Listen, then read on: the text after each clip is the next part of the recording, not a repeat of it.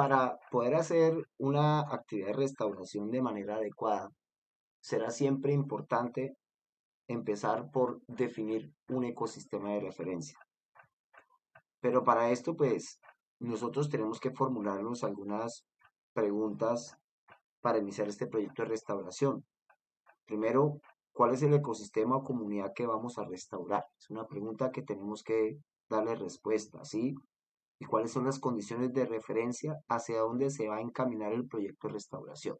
Entonces, la referencia siempre va a ser muy importante para que nosotros podamos iniciar ese procedimiento. Contestar, digamos, estas preguntas es muy importante para definir qué se va a comparar en términos de composición, estructura y función. Y posteriormente, pues los criterios que se van a tener en cuenta para medir el éxito de los tratamientos o experimentos de restauración. Yo siempre debo tener en cuenta cuáles son las especies, la composición, ¿sí? Cuál es la estructura que tiene el ecosistema basado, digamos, en el comportamiento eh, de las especies, en la vegetación, altura, digamos, en los gremios, bueno, etcétera.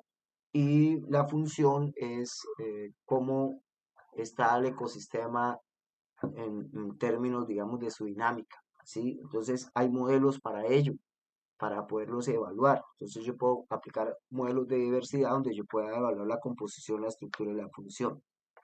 La idea de un ecosistema de referencia, pues también va a plantear muchos problemas, digamos, de orden práctico relacionados con la capacidad que tiene el investigador para definir ese estado original. En la mayoría de los casos, digamos, esto es una tarea bastante compleja, casi que, digamos que casi que imposible, por decirlo de alguna manera, para entender lo compleja que es. Pues la verdad es que no existen estudios previos sobre la estructura de las comunidades que se presentan en un determinado sitio y no existen datos, por ejemplo, sobre los flujos y los procesos a nivel ecosistémico.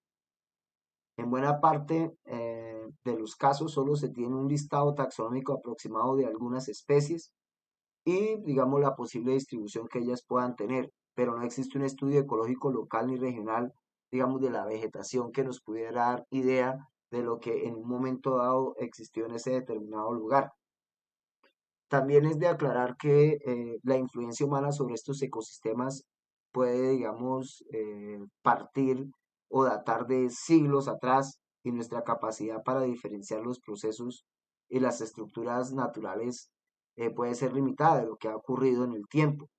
Adicionalmente, la escala a la cual, digamos, nosotros como seres humanos modificamos nuestro medio ambiente no solo hoy en día es local, sino regional y además de eso continental o global. Entonces se hace mucho más complejo determinar qué fue lo que sucedió en el tiempo con respecto a ese ecosistema que queremos restaurar.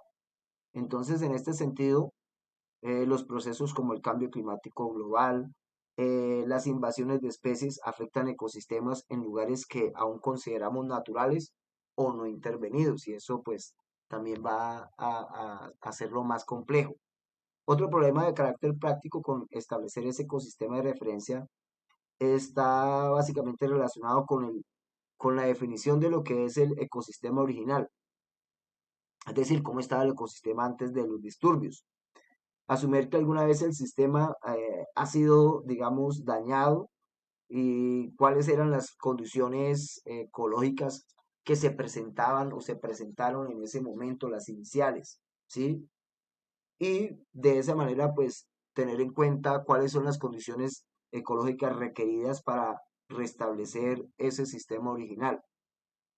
Sin embargo, para la mayoría de los casos, un retorno completo a la situación histórica es poco probable, es decir, tratar de restaurar y dejar las condiciones iniciales va a ser casi que imposible, pues debido a que se presenta un cambio constante en todos los procesos que definen, digamos, lo que es el desarrollo de una comunidad y lo que es el desarrollo de los paisajes. De hecho, de alguna manera, es posible que las condiciones generadas por los daños o por la perturbación del sistema sean tan extremas que puedan generar restricciones permanentes para el restablecimiento de un ecosistema original, lo que lo va a hacer demasiado difícil. En un contexto como este que estamos planteando, entonces, la búsqueda de ese restablecimiento se hará en la medida que él tienda a ser autosostenible, ¿sí? La naturaleza dinámica de los ecosistemas también implica que existe un rango de posibles resultados en el corto, en el largo y, digamos, también dentro de lo que es el mediano plazo en un proyecto de restauración.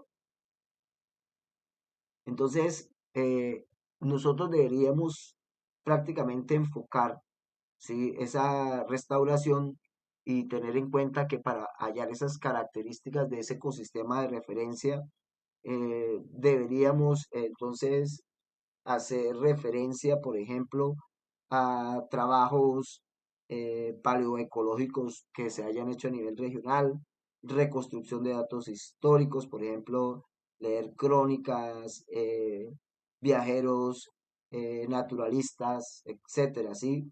También tener de pronto algunas evidencias recientes como fotos aéreas, mapas, fotografías, tal vez una historia oral del sitio con la gente de la zona, digamos, su historia del uso de la tierra y las dinámicas sociales que se pudieran averiguar en el lugar, relictos actuales en el paisaje, caracterización de áreas adyacentes y también, digamos, la interpretación de la dinámica actual de la vegetación, cómo se ha transformado el paisaje.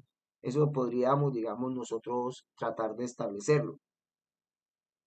Entonces, aquí podríamos mirar que algunas estrategias que podríamos tener para ese ecosistema de referencia sería entonces esas versiones históricas y versiones orales de personas familiarizadas con el sitio del proyecto antes del daño. La gente que lleva años viviendo, ellos pueden decir cómo estaba el ecosistema años atrás, los abuelos, por ejemplo, nos pueden dar muy buena información, ¿sí? También hacer algunas descripciones ecológicas, listas de especies de ecosistemas similares e intactos, ¿sí? Entonces, por ejemplo, la Universidad Nacional de Colombia tiene algunas colecciones de plantas. Entonces, veamos acá. Entonces yo puedo buscar las colecciones, perdón, de esas plantas. ¿Sí? Entonces, por ejemplo, ya empezamos a buscar, Cofía, buscar, y pues ella me va a encontrar, digamos, dónde se han recolectado, ¿sí?, alguna información al respecto. Entonces, también podría ser una buena manera de hacerlo. Remanentes del sitio a restaurar que indique condiciones físicas anteriores con la biota.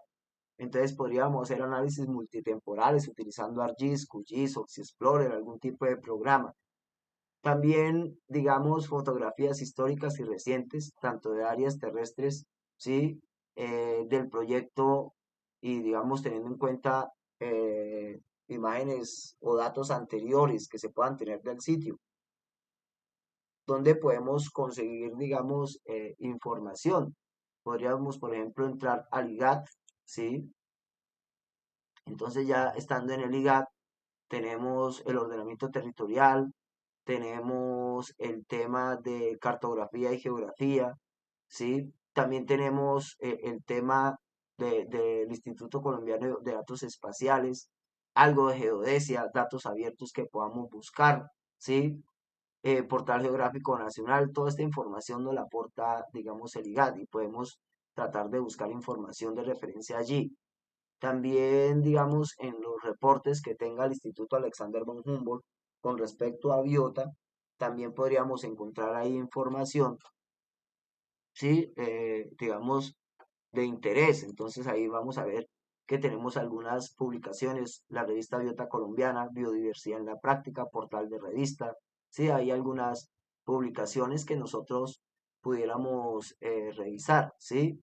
Y pues también algunos recursos que nos entrega esta página, ¿sí?, del Humboldt. También, digamos, buscar información en el Servicio Geológico Colombiano, donde pues prácticamente podríamos mirar el tema del geoportal, donde podemos ver mapas web de recursos georreferenciados con diferentes temáticas a diferentes escalas. podríamos trabajar también allí algún tipo de imágenes que me permita con respecto a ese lugar revisar condiciones iniciales. Además de eso, entonces también entrar, digamos, a la página del IDEAN. Sí, bueno, en este caso está en mantenimiento, pero el IDEAN también nos presenta algunos mapas importantes hidrológicos, sí, que nosotros podemos revisar, algunos mapas ambientales del sitio. Entonces también es importante revisar este tipo de páginas. Y quinto, las descripciones ecológicas listas de especies, digamos que ocurrieron antes de la perturbación. Digamos, entrando al portal del sistema de información de biodiversidad, si nosotros podemos conseguir información. Entonces tenemos registros biológicos, sí, existen algunos registros biológicos que nosotros podemos consultar. Por ejemplo, yo puedo darle el nombre científico y buscar una especie en particular, por ejemplo, Ardea alba. Entonces vengo y reviso qué datos tengo de Ardea alba, aplicar hacia dónde están esos sitios. Entonces puedo buscar si esa especie ha sido reportada en el área donde yo estoy trabajando, ¿sí? También entrar, por ejemplo, a la página de trópicos, donde también hay información de muchas especies, ¿sí? Entonces yo también puedo buscar aquí eh, especies de plantas en la zona, ¿de acuerdo? Entonces yo aquí puedo hacer esa búsqueda importante y también para concretar, entonces en revistas como Caldacia, Acta Biológica, que ya vimos, Biota Colombiana, que la conseguimos aquí en la página del Humboldt.